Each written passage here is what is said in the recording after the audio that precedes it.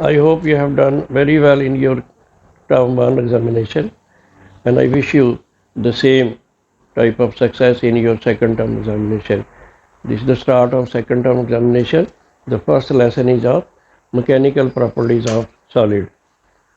Mechanical properties of solid.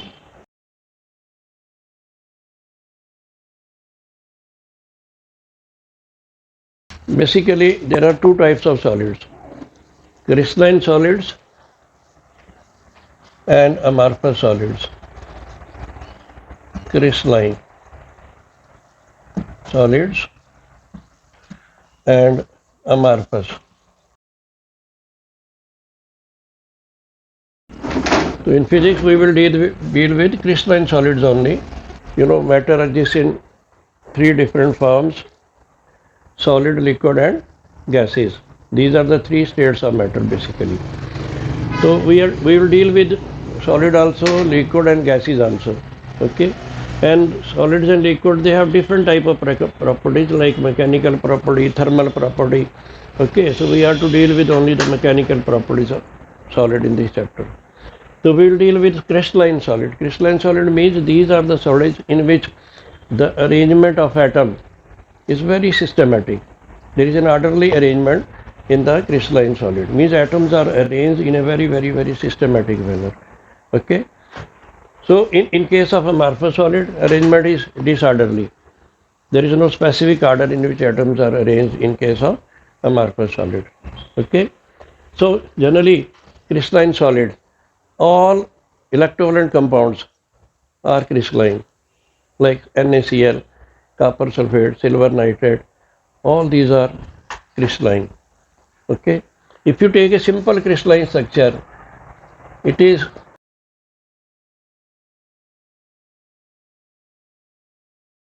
if you take NaCl, Na is a positive, Cl is a negative.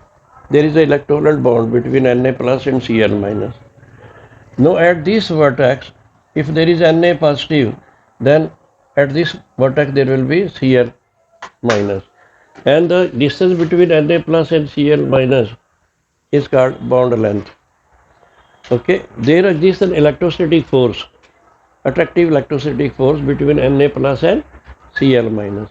So similarly, if Na is at this corner, Cl will be at this corner. And this is simple crystalline, simple cubical crystalline structure. Simple cubical. This arrangement is a cube, and cube has 8 vertex. On every vertex there will be either Na plus or Cl minus. And Na plus Cl minus, because of their opposite nature electrically, they attract each other. Okay. And the distance between Na and Cl is bond length. Okay. In this case, this is the basic simple crystalline, simple cubical crystalline structure. Okay. This is called unit cell. Unit cell. And if you take a substance, substance is made up of atoms. Substance is made up of molecules. Okay. NaCl is one molecule. And in case of NaCl, which is generally common salt, which we use in daily life, so this in case of NaCl, Na and Cl are arranged at the corners of the cube in a very systematic manner.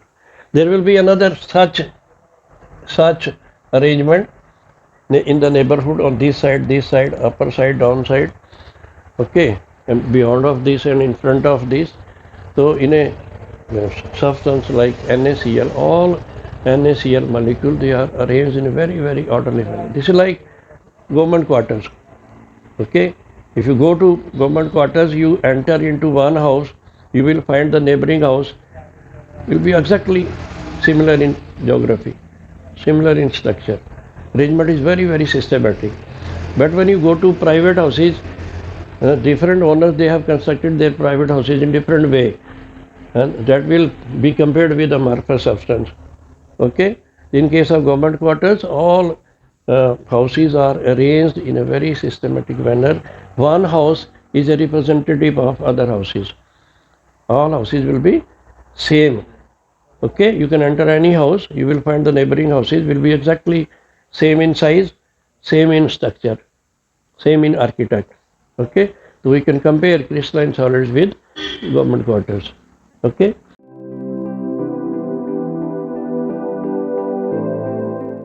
So in a crystalline solid, arrangement of atom, arrangement of molecule is very, very systematic. Okay, and if you study the properties of crystalline solids, the first thing is arrangement. It's totally orderly. Number two, they have the fixed melting point. If you take any crystalline solid, if you take NaCl, it has its own melting point. NaCl will melt at a specific temperature only. Okay, so they have a specific melting point. Then if you look at their physical properties, okay, so physical property, they will be different in different direction. Okay, if you take, let us suppose, copper metal. In case of copper substance, a piece of copper, arrangement of copper atom is very, very orderly. You can say this is a crystalline substance. Okay, all copper atoms are arranged in a very, very orderly manner. And if you take a copper in the form of a wire, if you stretch wire along the length longitudinally, there will be more stretching. But if you stretch the same copper wire along this direction, stretching will be very small. Okay, if you conduct current along the wire, the flow of current will be large. And if you want to conduct the current in perpendicular direction, very less. So these properties in case of crystalline solid, they are different in different direction. Okay, so we call this property as these crystalline solids, they are anisotropic. Anisotropic means properties are different in different direction. Properties are function of direction. Thermal conductivity, electrical conductivity, stretching, they are different in different direction in case of crystalline solids. But if you take the example of a amorphous solid like rubber, stretch rubber in this direction, stretch rubber in the perpendicular direction, you will find same stretching. Okay, there is a uniformity. So amorphous solid, they are isotropic and these are anisotropic. Physical properties are different in different directions. Here physical properties are same in all the directions.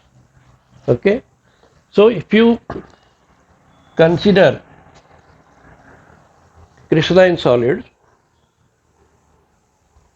in the form of their deformation, in the form of their change in configuration. The solid has fixed volume, fixed size. Okay, a solid may be longitudinal, linear solid. For example, you take any solid in the form of a wire, say linear dimensions, only length. Okay, you can have in cubical form also, you can have cuboid form also. Okay, so when you take the solid and you consider, you study its property regarding deformation, regarding stretching, regarding change in its configuration. Okay, so we divide solids into three categories. Number one, elastic. Number two, plastic. Number three, brittle. Okay. Now, as you have studied in your class 9th, force is responsible for any type of change. Here we are producing a change in the form of elongation. We are taking solid in the form of a, let us suppose, a wire. In the form of a wire, it has only length. A thin wire, we neglect other dimensions, area and other things. So we consider only the length. And we represent the conductor like linear conductor with the length equal to L. And we have fixed it at one end. This is fixed. Okay. Now, in order to produce change in this conductor, you have to apply force. You can apply force, muscular force. You can apply weight also. You can attach some weight here at the free end of the conductor. The weight is, also force. It is force of gravity. It is the force exerted by earth on this body. Okay, so this end is free, this end is fixed, this is free, and you have attached the weight and its weight is mg. When you attach this weight to this free end, then earth will start attracting this weight downward. And this, because this is a force, definitely it will tend to produce change. And that change will be only change in the length. Let us suppose the wire takes this shape under this weight. This was the original length. Now there is a change in length. It may be delta L or it may be denoted by small l. The original length is capital L. Okay, because of this weight, because of this gravitational force, there is an increase in the length. We take this increase as an elongation. You can call this change in length as stretching in the wire. Maybe stretching, it may be elongation. And if you produce this change by heating, there may be thermal expansion also. Instead of attaching weight to free end, you can heat this wire and you will find there will be expansion. Things that expand on heating. Okay, so there may be expansion on heating, that will be again elongation, but that will not be mechanical elongation, that is thermal elongation. Okay, so you can produce change in the length of the conductor, length of the wire, by applying force of any type. Okay, so we have applied a mechanical force, which is a weight. It causes a change in length. Okay, there is a change in dimension. So the solid has 3 dimension, 3 configuration. These 3 configurations are: number 1, length; number 2, volume; number 3, shape. Generally we take these 3 configurations of the solid. Okay, so on applying this weight, you have caused change in length. Okay, and if this solid is not in the form of wire, it is not linear, it is, let us say, a cube or cubical, then you apply force. You want to produce change. That change will be in the 3-dimension change, that will be change in the volume. If you heat that cubical conductor, then there will be all-round expansion, change in length, change in breadth, change in height. That means there is ultimately change in volume. So this configuration will be affected. Okay, and without changing the length and volume, you can change the shape of the body. How you can change the shape of the body? If you take, let us suppose, solid in the form of this book. Okay, it is a cubical in shape.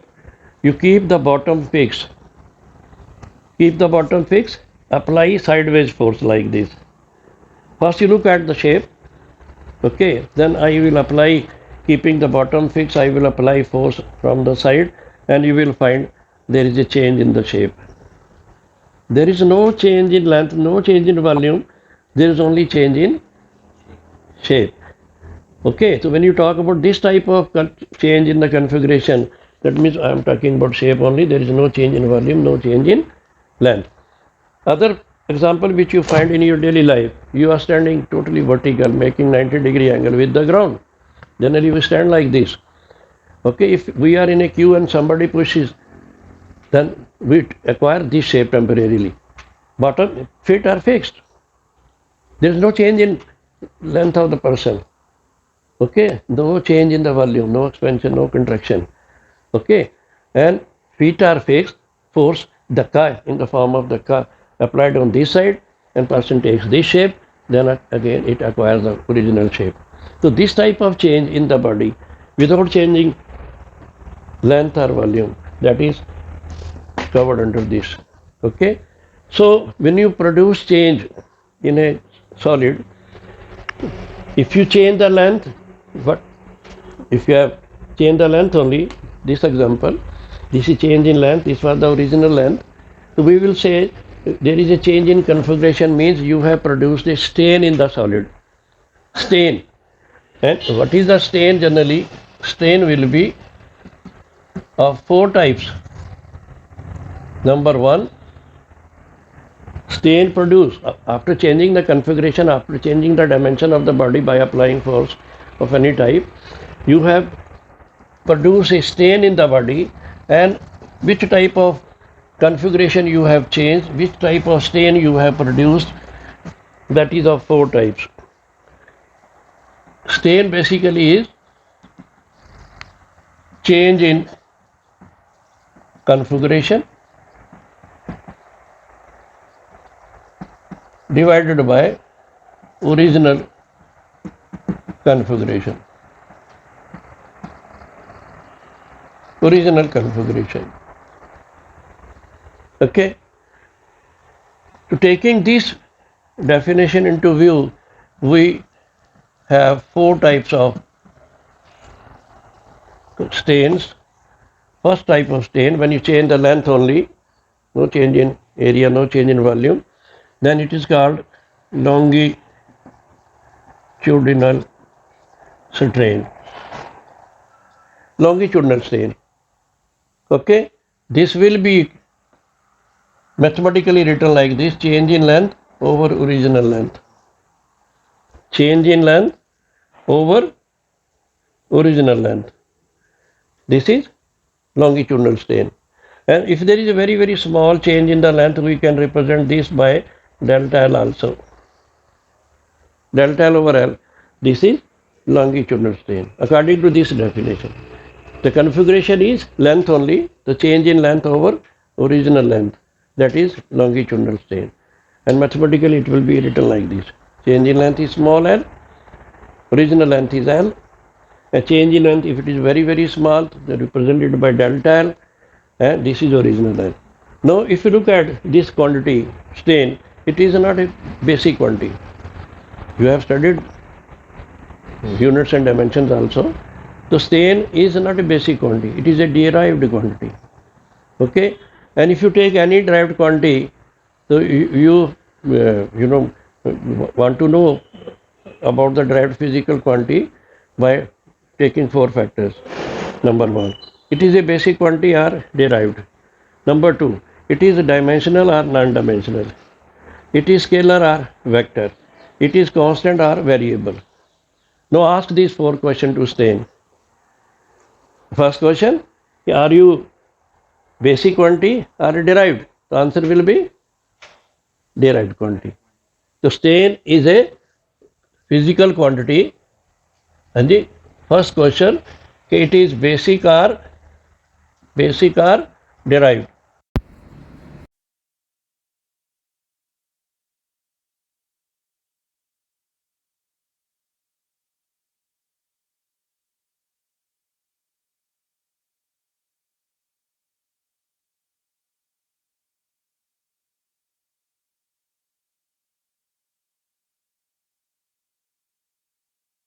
Will be, it is non-dimensional.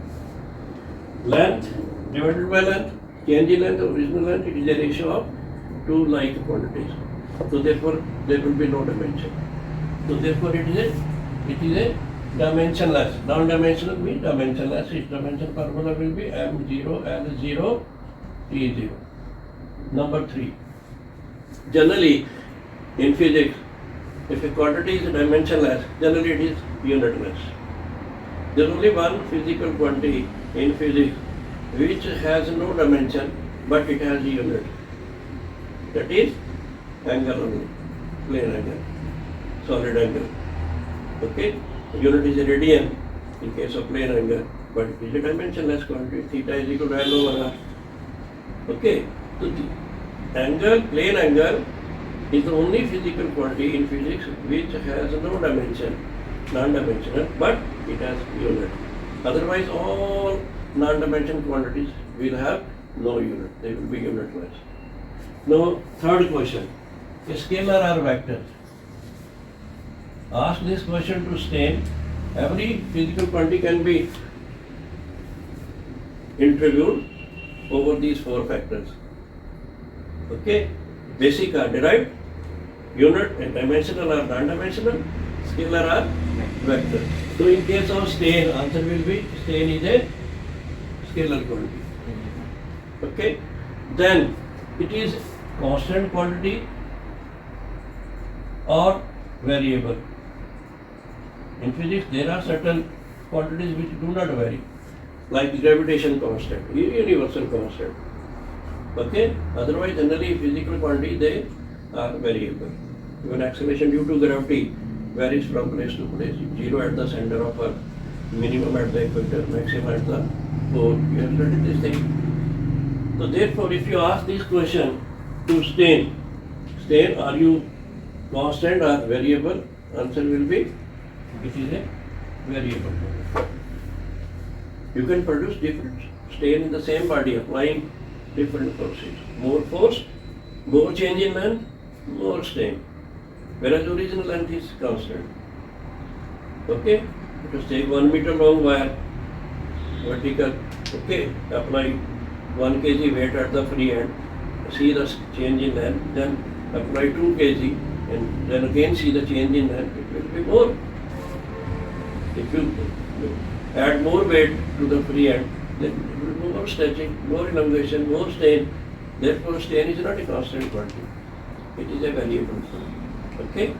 So this is longitudinal strain when there is only change in length, there is no change in area, no change in other dimension.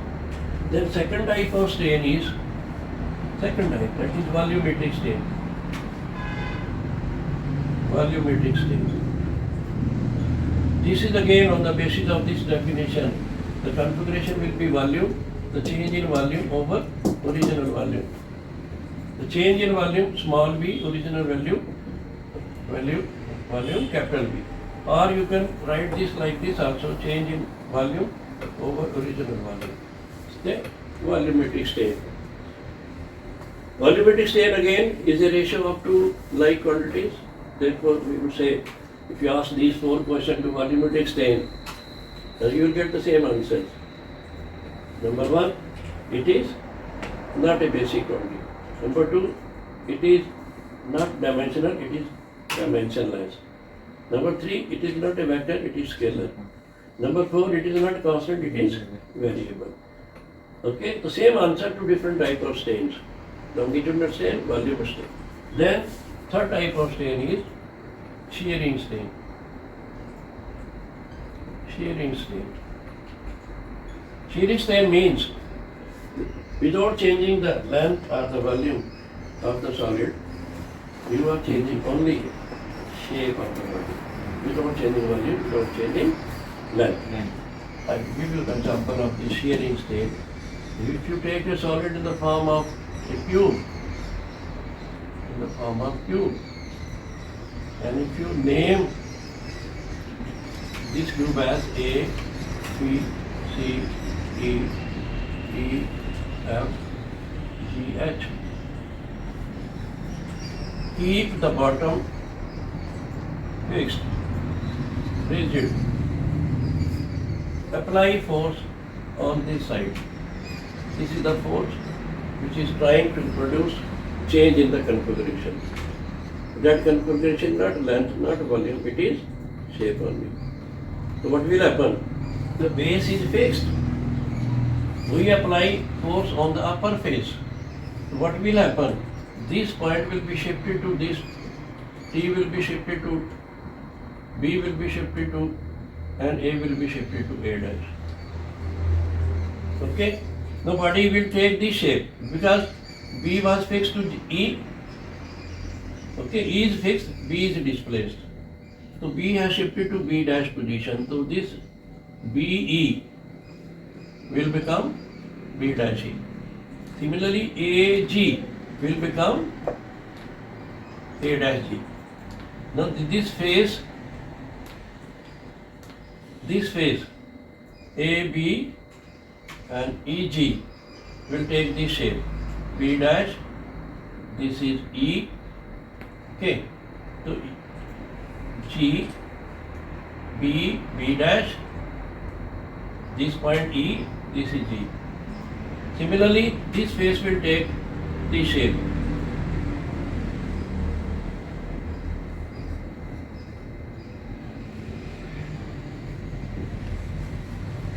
Base is fixed, force is applied perpendicular to this face.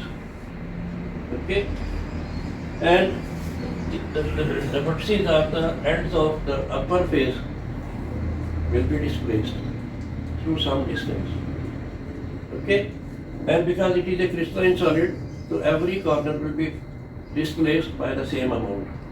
That means AA dash is equal to BB dash is equal to CC dash is equal to DD dash is equal to, let us say, small l. Okay? Yes. And the distance between the fixed face and the upper face, it is capital L. This distance between upper face and the lower fixed face is capital L. Okay? Now, this is the angle through which line which was originally perpendicular, it has been turned through some angle. This line has turned to some. As it is, it was totally vertical when the force was absent. Now it has turned to, shifted to new position, and there is a angular displacement. This angle theta is very small, and approximately it is equal to tan theta, which will be given by L by L, small l by capital L. There will be, in case of solid, there will be very small value of this theta under a normal course. Okay? And if this solid is rigid, I told you about rigid body in rotation motion. In case of rigid body, you cannot produce any strain. You can apply force of any magnitude. Rigid body is such that force of any magnitude is unable to produce any change in its length or volume or shape or size. So therefore, in case of rigid body, it is impossible to produce any type of strain. Remember? Okay? Here we have not taken the rigid body, it is normal body. Okay, and we have applied force, and there is a change in the configuration. There may be change in the length, change in volume. We have considered two configuration. The third configuration is shape. Without changing length, without changing volume, we are changing only the shape of the body. Okay? So this type of stain is called shearing stain, and mathematically denoted by theta. Okay? Tan theta, they are approximately equal when the value of theta is very small. Okay? So if you apply mathematics, find out this is small l and this is capital L. Small l over capital L, that is tan theta. Theta is called angle of shear. Theta is called shearing angle. Theta will decide how much is change in the shape of the body. Okay? And theta, tan theta, approximately L by L. Again, this is a ratio. The theta is dimensionless. Tan theta is a pure number. So that this L by L, which is a shearing stain, which is equal to theta, is also dimensionless. Okay? Now, fourth type of stain is called lateral stain. Lateral stain. Four types of stain. You have studied three types of stains: longitudinal stain, volumetric stain, shearing stain. Now the fourth one is lateral stain. Okay, the lateral stain means if you have a solid in the form of a wire is supposed to be cylindrical. Okay, so let us take its length L, radius R.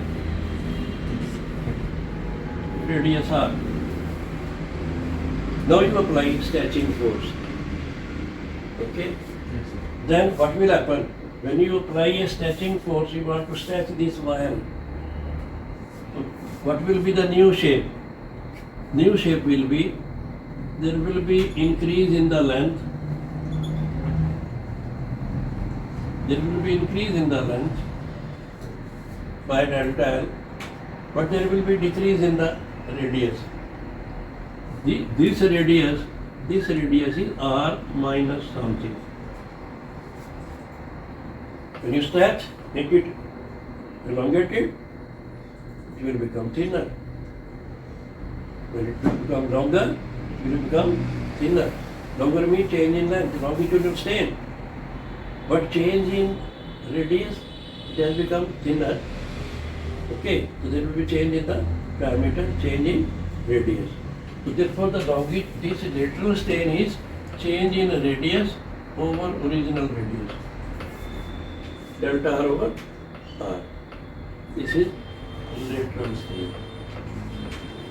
Okay, you make the wire longer, simultaneously it will become thinner.